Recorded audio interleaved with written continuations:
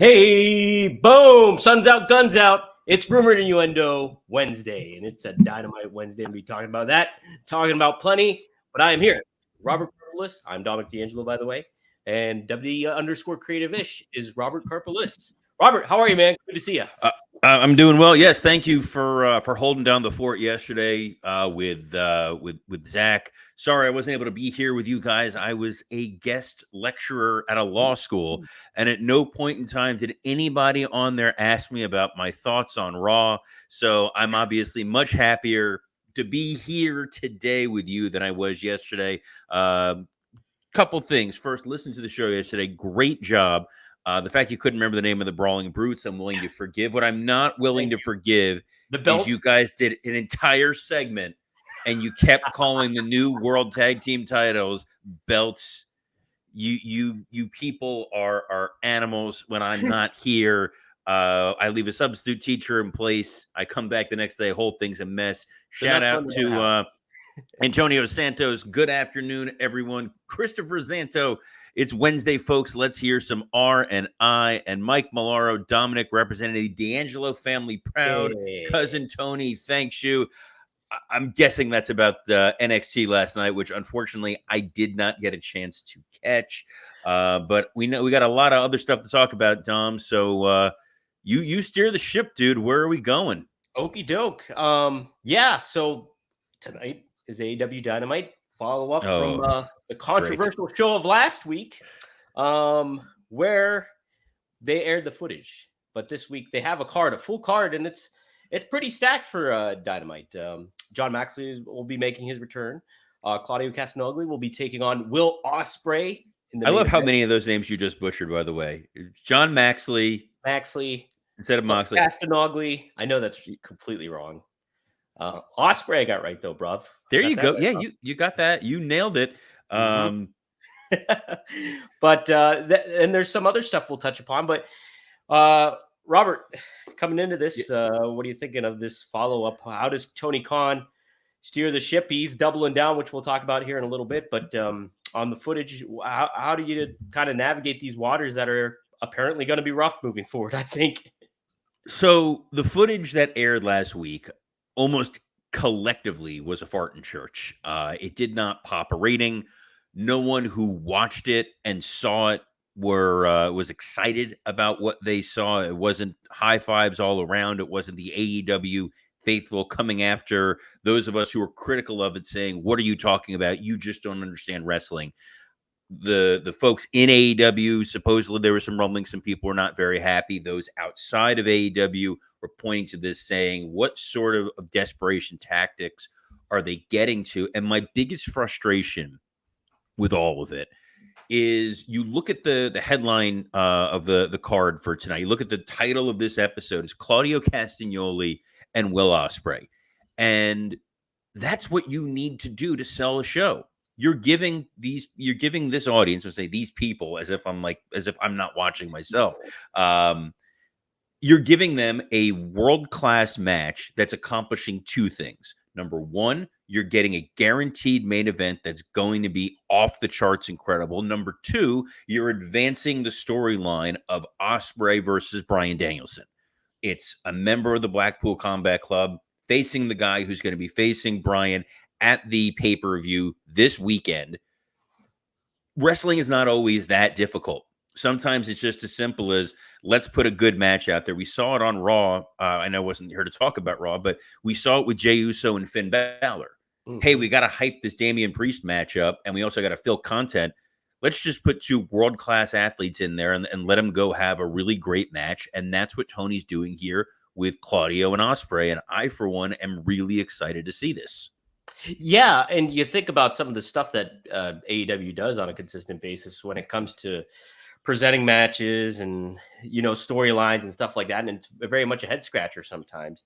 This one does make sense, and this one is one of the ones that kind of does create intrigue. Ooh, this is something I do have to tune into because it's Claudio versus Ospreay. It's going to be good, and it's a good position to have in. And then on top of it too, you got these names. You got John Moxley returning. He's the IWGP champion. We kind of touched upon that on Monday a little bit. But how do you kind of position him to kind of elevate your product here as a different kind of champion. But he's also been the face of your company, one of the faces of your company for the past since it's almost its inception. So, what do you kind of think of this, Robert? How would you use John Moxley here tonight? You can either use him in this Ospreay situation, which I don't necessarily love, just because Ospreay is not a heel. Mhm. Danielson is not a heel at the moment. Ospreay is still technically part of the Don Callis family. I don't think they want that group or that storyline really pulling into what's going on here. But we did see the Don Callis family attack Claudio and Danielson at the end of Collision. So it is very possible that we're going to speed things up. We're going to escalate the situation a little bit. And you got Moxley there to try to even the odds.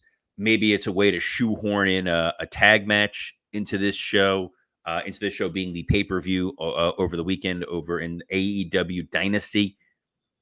I remembered it. Took me a minute. I got it. Good job. Nailed it. Nailed it. But yeah, or it's Moxley showing up to. You hearing an echo? Am I hearing an echo? That's you hearing an echo. I hear no Oh, echo. I'm hearing voices in my head. Oh, Randy.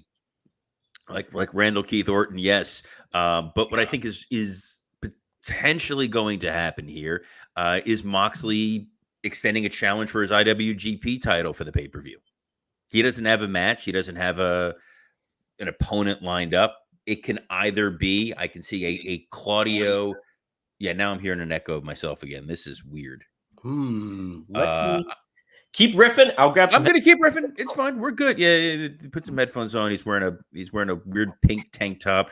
He looks like Zach Morris in an early episode of Saved by the Bell. It's bizarre, but I can see them doing a Claudio and Moxley versus a Will Hobbs and Kyle Fletcher match for their pay-per-view, or Takeshita going up against Moxley. Like you could spring something last minute. Tony Khan is kind of the king of, I forgot to do my homework. It's the night before it's due.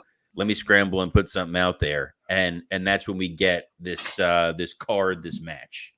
Yes, it is a good card. It's very good, but it's also like, hey, we're really got to hammer home the point that this is the go home show for Dynasty, and it's the table is set pretty well.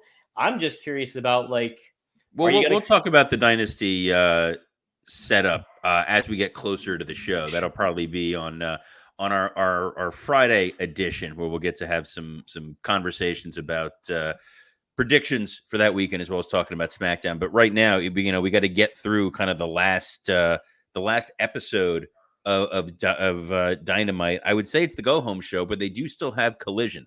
That's a fair point, but people going to tune in? That's the question.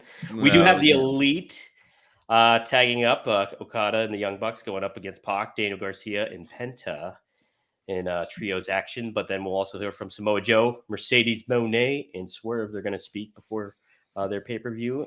And then Deonna Purrazzo versus Mariah May. Then Taz, he will broker a meeting between Hook and Chris Jericho.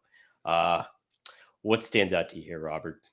And the remainder of that what card. Stands out here? How quickly you could read through the rest of the card, and you can kind of see. Like, I get they got the Adam Copeland, Willow Nightingale versus Julia Hart, Brody King match to set up the 6-man tag. I think the world of Willow Nightingale. It's nice that she's getting the rub a little bit from Edge, from Adam Copeland. The 6-man tag match. You're throwing Pac and Danny Garcia and Penta together. It's hard to understand sort of the connection of, hey, why necessarily Garcia is here or a part of it. And then I feel like I'm going to see Pac and Okada mix it up. Am I now excited to see them as a singles match when I'm seeing it in a triple threat match? Pac has not been presented as a legit main event threat. We understand this is the first feud so that Rainmaker can get his bearings about himself, his feet about him. But the more that I see the two of them lock up, the less special it's going to feel on the pay-per-view. There'll be a Joe promo. There'll be a Swerve promo. There'll be a Mercedes promo. God willing, the Mercedes promo will be a pre-tape. I think when she is pre-recorded, you get a slightly better version of what you get than when she's out there live. But the lack of impact that Mercedes has really made since she's debuted is kind of startling. Yeah, I agree. I mean, who attacked her, Robert? That's the big question. in that that backstage. Her producer, the producer attacked. her producer's like, make this stop, someone, please. Yeah, I'm not super intrigued by it, in part because, all due respect to Tony Khan, who we all just unconditionally love and support, when it comes to surprise reveals, not been his strongest suit. The devil is in the details. And the devil is also a storyline that has thankfully vanished off the face of the earth after consuming several months of television. So will it? Is it though? Because I think it was on Collision, Robert. We got the little taste of that, didn't we? On Saturday. Okay, well, if a segment happens on Collision and no one watches it, does it make a sense? No, they have not made it an important part of their programming. It hasn't been a thing. I get that Roderick Strong and Bennett and Taven are the 6-man tag titles. Otherwise, it's not a needle mover. Wardlow has seemingly vanished. Maybe Wardlow attacked Mercedes Moné, and maybe that's the match we're gonna get. It'll be like a Brian Cage, Tessa Blanchard situation from a couple years ago in TNA. But if not, is there a name that could literally be associated with it that's really going to be a shock? You have to bring in somebody outside, I think. And it's either someone outside or it's Britt. Yeah. Oh, that's true too. It could be Britt. Britt's the only person who's left, and I can't think of them bringing somebody else in. And whoever it is, you then have to get that match in the ring and get people excited about it and caring about it. I'll be honest, I forgot that Mercedes was attacked. Outside of the comedic elements of how bad that segment came across, I don't remember it. I'm excited for Joe to talk. I'm excited for Swerve to talk. You can't put those two together. We've seen them have the contract signing. We've seen blood. We've seen chains used. We've seen the escalation in violence. It's now just a matter of get that match in the ring on Sunday. Dre Owens, champion of this episode, you said Hayter. You think it's going to be Jamie Hayter? Look, I think Jamie Hayter is incredible. I would love if this is how they bring Jamie Hayter back. I would love that Jamie Hayter was cleared to return. So that would be a lot of fun. And then Taz brokering a meeting with Hook and Jericho. My hope is that Taz is there with an NDA so that his son never has to talk about working with Jericho ever again. This is a lead balloon situation, and I am very excited for Taz and a Hook to hopefully jump ship and go to NXT and really step up their game, Dom. And guys, if you're looking to step up your game, I'm back, so that means it's back. It's Blue Chew. Dom, you did a nice job with it yesterday, but I'm back in the chair because this episode is sponsored by Blue Chew. Let's talk about sex. Guys, remember the days when you were always ready to go? Now you can increase your performance and get that extra confidence in bed. Visit BlueChew.com. Blue Chew is a unique online service that delivers the same active ingredients as Viagra, Cialis, and Levitra, but in chewable tablets and at a fraction of the cost. You can take them anytime, day or night, so you can plan ahead or be ready whenever an opportunity arises. The process is simple. Sign up at BlueChew.com, consult with one of their licensed medical providers, and once you're approved, you'll receive your prescription within days. The best part? It's all done online. No visits to the doctor's office, no awkward conversations, and no waiting in line at the pharmacy. Blue Chew tablets are made in the USA, prepared and shipped direct to your door in a discreet package. We see what Jericho is doing there with Hook. He's trying to recapture the fountain of youth by working with younger talent. You don't need to bring Hook here. All you need is to pop one of those Blue Chew, and you're going to feel like you were back when you were in your 20s, because Blue Chew wants to help you have better sex. Discover your options at BlueChew.com. Chew it and do it. And we've got a special deal for our viewers. Try Blue Chew free when you use our promo code RUMOR at checkout. Just pay $5 shipping. That's BlueChew.com, promo code RUMOR to receive your first month free. Visit BlueChew.com for more details and important safety information. And we thank Blue Chew for sponsoring this episode of Rumor and Innuendo. You can do to your partner what the IRS did to a whole bunch of people on April 15th. But she's going to be a hell of a lot happier than we were when we were filing our taxes, Dom. Right. Well, Tony Khan's hoping people will be a hell of a lot happier after last week because guess what? What? He doubled down on airing that footage from last week, and Wait, seriously? he did. He doubled down. So I read you know what? I missed that blurb. I saw the next thing. I did not see this Tony Khan. You know what? I'm not even going to read it. Okay. I will react to this in real time, and I'm sure Tony's response was, boy, we really messed up on this. We apologize to everyone. We're going to regain the trust of the viewer in the locker room. Is that what he said, Dom? No, not really. Of course. On the Chris Russell show, he said, I think it made a lot of sense. We've seen the Young Bucks change a lot. We saw them get really dark during their retirement run of Sting. They've only gotten darker and more twisted. That's why they felt like they should play the tape. And then he added, it was fascinating to see after the tape played, the reaction Jack Perry got at New Japan. He got the reaction of a superstar. That is not altogether unexpected and is something very interesting, perhaps a side effect of this. So leaning into the storyline as he typically does when he gets asked these kind of questions. But yeah, he is not backing away from it being a mistake despite all the criticism received. So what's really funny is while you were chatting with this and I was listening, the show that Tony went on, this Chris Russell show, is a show talking about DC sports. They talk about the Commanders, the Nationals, the Capitals, the Wizards. This was not a pro wrestling show. This was not him talking to I hesitate to say wrestling journalist, but he wasn't talking to a wrestling journalist. He wasn't talking to the key audience or someone who would have been able to ask probing questions. This is a guy who was probably talking to Tony about the Jaguars, probably talking to him about soccer, and then by default, he's going to talk about this. So it's a great way to control your audience. If you're going to go do an interview and make a statement, let's say you're going to, let's say it's Donald Trump who wants to talk about his trial, and he's talking about it on like the talk show on the Food Network. They're not going to give him the same probing questions you would if you were on CNN, MSNBC, or what have you. So yeah, he felt like he was in a safe environment to put this quote out there. Yes, so I will agree with him. The Young Bucks character has gotten darker and more twisted. Fine. This footage didn't help further that.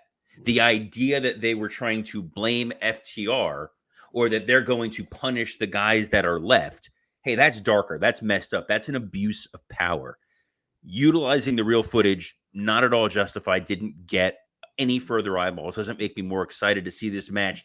In fact, it was such a bomb that now they're making this a ladder match to try to like mask the odor. Like, all right, we're going to make this FTR versus the Young Bucks in a ladder match. If you just did that, people are like, great, we're excited. We're plugged in. We want to see what happens here. Who's going to be the new tag champions? We don't care about the footage. The footage has not helped anyone. And if he thinks that this is why Jack Perry is getting more over because they aired this footage, like, it's a total misunderstanding of wrestling. Yeah. And it's startling for a guy who's running a company. Yeah, it's very head scratching. I mean, despite like all the stuff, then like I mentioned this too in that SC Scoops article that I wrote, was like he's done a lot of good. Put yourself over. He's done a lot of good for it, but there's I don't know, just being in that bubble or having people not taking him to task or anything like that has been a problem for him, and it's a big oversight to air something like this, and even when it was going on, it was just complete silence. They had no commentary, they had nothing going on. So you're not making the Bucks seem twisted in this. They just aired footage and then kind of talked about it. That was it. I don't know. I thought it was rather distasteful, but you know what's not distasteful, Dom? What? Factor meals. Guys, eat stress-free this spring with Factor's delicious, ready-to-eat meals. I say it's spring, but I'm in Florida. It's already like 90 degrees and hot as hell outside. But the best is when I'm done with this, I don't have to go out and go pick up food. I got it sitting in my fridge because every fresh, never frozen meal is chef-crafted, dietitian approved, and ready to eat in just 2 minutes. Choose from a weekly menu of 35 options, including popular options like Calorie Smart, Keto, Protein Plus, or Veggie and Vegan.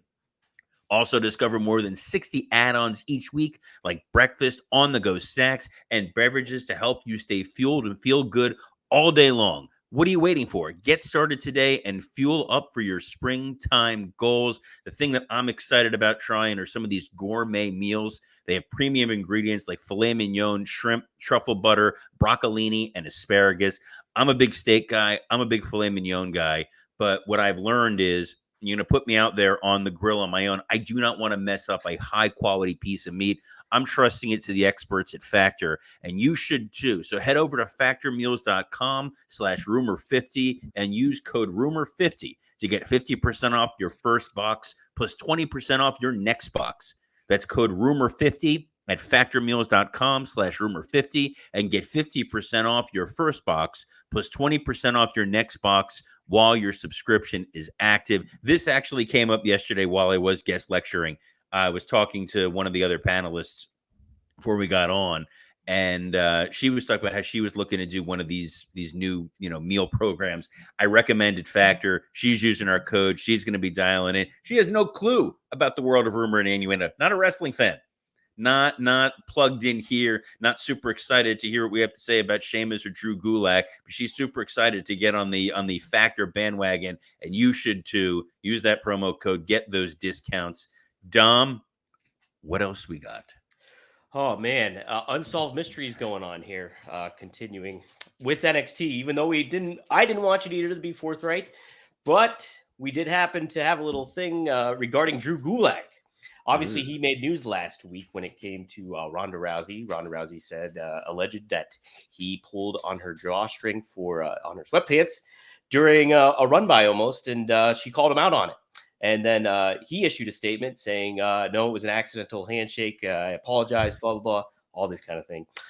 So the following week on NXT, there was no sign of Drew Gulak with the no quarter catch crew. He was off their Titantron. He was not in the backstage segments. And then following up this week, this is written from SE Scoops. I did not write this, by the way. I'm not putting myself over. No quarter catch crew, again, says Gulak, had an in-ring segment with cousin Tony D'Angelo family. During the segment, D'Angelo noted that Charlie Dempsey had the family take care of a member of the group, seemingly Gulak. Dempsey responded by saying it was for the good of the business and that the trash had been taken care of. So Drew Gulak written out of the show, written out of NXT. A little family business kind of getting handled here, Robert. But Drew Gulak, I want to get your thoughts on all that stuff and the handling of such a thing like this. So Ronda made the allegations, and Drew Gulak's response, and I've said this before, was the ultimate Curb Your Enthusiasm style misunderstanding. I somehow shook plenty of people's hands yesterday, and at no point in time did I accidentally get my hands stuck in their drawstring. I get that they need to distance themselves from Drew, see where the dust has settled. They obviously, Brock is off on the side. Vince is gone, never to be seen again. Same thing for Laurinaitis. I'm just saying that because it makes me happy to say that we're never going to see Vince and Laurinaitis again. But yeah, they don't need another scandal. Having Drew Gulak on TV is not going to add anything to the presentation. Rather, not having him there alleviates any unfortunate side effects with people constantly questioning, why is Drew Gulak on TV? Oh yeah, he had that thing with Ronda Rousey. Why have they not investigated this? Use it storyline, have him go away for a while. Maybe he gets a chance to come back. Maybe something new comes to light. We don't know, but better to be safe than sorry. And they just have an abundance of talent, Dom. They're overflowing with talent. Overflowing with talent. And The Rock knows it too, Robert. He just knows it. And he happened to talk about this over the weekend. I've been wanting to talk about this, but I just haven't had the time. The Rock issued a congratulations about WrestleMania. We're finally talking about Billy in the CW? No. I'm sorry. We'll get to that tomorrow. Did The Rock mention anything about Billy in the CW? He's a big REM fan. I know that. He said, I want to say congratulations to the men who I was in the ring with. These guys are the best on the planet. Congratulations to Cody Rhodes, the new Universal Champion. As I had said, the final boss returns. He's coming back for you. Make you bleed again, boy. Congratulations, Cody Rhodes. Congratulations to my cousin Roman on an incredible 3.5-year run. Maybe even 4 years. Just incredible, iconic, historic. And then he also issued a congratulations to Seth Rollins, who he called the real MVP. Robert, do you like this, The Rock doing this on there? Is that a problem, like being a heel and being the final boss? He's also, I will defend him in the aspect that he was patronizing to Cody Rhodes on Raw, so it kind of ties into that. He can kind of blur the lines, but what do you think? I mean, there's blurring the lines, and then there's kind of the whole, hey, guys, The Rock character is going on the shelf for a little bit. I'm now Dwayne. Love me, buy my products, go see my movies, go watch anything that I'm endorsing. But don't worry, when I come back, I'll switch back into that role. I'm fine with how he addressed Cody. I'm fine with how he addressed Roman. Putting over Seth as the MVP felt a little odd. That felt like when someone wins an award and they thank their assistant. Yeah. We know Seth was not necessarily the MVP of the weekend. Yes, he wrestled 2 matches. He was part of the main event in the 3rd match with that ridiculous Shield run in. I don't know that I would necessarily call him the MVP of the weekend, but it's The Rock. He goes back and forth with these sorts of things. Crowd's still going to cheer him. If he showed up on at College Game Day or something like that in a couple months, audience is going to go wild for him. Shows up at the Tonight Show, audience is going to go wild for him. When he comes back to WWE TV, he'll get a huge pop and immediately will pivot to remind you, hey guys, I'm here to be a heel. And it'll be great to see Rock back on TV. Big week for returns across the board, Dom. Yes, Sheamus, he happened to return as well. And we talked about him a little bit on Raw. Me and Zach Haydorn did. But he looks a little different. And people took note of it. I didn't notice anything. I made anything? You can go back on the WWE Creative _ish X account. I don't remember making a single comment about Sheamus's appearance. Yeah, well, I like That's not to check that. Just check my word for it. I like his attire a lot, but he put on a couple LBs and it was a little noticeable. And so obviously social media, the wrestling world will react to such things. And Sheamus handled it very good naturedly. He tweeted out himself, no, I'm big boned, basically, and put the quiet emoji on there. So thought it was handled well. Body shaming in wrestling. Robert, I know we're closing out the show here. It could be a huge talking point we talk on, but want to get body shaming. All right. Sheamus, when we last saw him on TV, was in arguably the best shape of his career. Abs, just jacked to the gills, looked incredible, goes away, comes back, a softer looking Sheamus.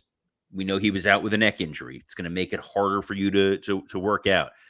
There was a time, believe it or not, kids, when I was running 5 miles a day, probably about a year and change ago, until I fell, broke a rib, made it more difficult to do so. By default, you can't do the same workout you were doing before. You're going to look a little different. My wife is the first to point out that I will look a little different. But it's a visual business, and Sheamus is out there. They didn't address it. If they addressed it, I think it would have been fine. It's not like it was a negligible change. It was a pretty significant difference. And Cole saying on commentary, "Here comes the cat. I hear the noise. The cat's coming to go defend him." Nuts. He is. Yes, it's going to be hashtag cat butthole any second now. It's not body shaming. It's Cole saying Sheamus is in the best shape of his life, and you're looking at it going, really? Like when Orton came back, best shape of his life. AJ came back, best shape of his life. Drew, after his sabbatical, came back, best shape of his life. Sheamus, different shape. Yes, and that's okay. And it's not body shaming the way that we normally, think of it. It's people having a go at it and having a, what I would, as the Brits would say, having a laugh. It's not going to. Sheamus he looked great in ring. His match with Ivar was a lot of fun. They've been making note of the fact that guys like Ivar and Bronson Reed are, big meaty men. Sheamus just needs to make a crack about it. If R-Truth made a joke about Sheamus in passing, this all blows over almost immediately. Right. And, to your point, wrestling has been a visual business and, will continue to be. I mean, like Vince McMahon set that precedent a lot in the 80s, obviously. That was a big part of it. Yes. And so you goes with those expectations. Sheamus gave you those expectations of looking a certain way. And here he comes looking different. So, I mean, not necessarily a bad thing. You can kind of, like you said, embrace it, lean into it. Oh, if it's me, I would have had R-Truth walk by him. Did you see my new title? Dog, I don't know if it's going to fit around you. Yeah, do something like that. And then you're done. Sheamus gives him a joke. You move on and you're fine. And how many times, too, in regards, you don't think Sheamus is getting razzed a little bit backstage by somebody like a Triple H or anybody like that? Of course he is. And he's aware of it. Buddy, of course he is. That's his work buddy. So, yeah, he totally knows. He's aware of it. Let's see what happens. It's not body shaming. I know it's not body shaming. It's this is wrestling. People are gonna make jokes. They're gonna crack jokes. You hear it every week on my other podcast, Wrestle Roasts. The group chat has been slightly merciless when it's come to cracking some jokes about old Sheamus.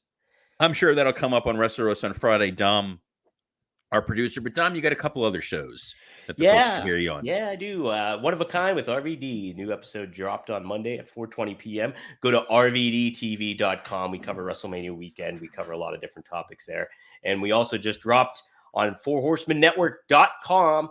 Straight Talk with the Boss. Greg Gagne, Mangum TA. We discuss Cody Rhodes' generational stars, the whole lot of things, and more to come this week too. Some cool news on that front happening.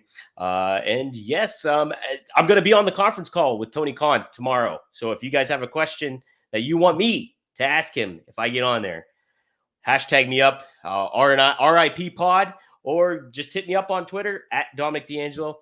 We'll see. I'll field some questions. I've got a couple in mind I want to ask for sure. So what time is the Tony call tomorrow? I believe it's 2:00. I'm not too sure yet, but yeah, I believe it's 2:00.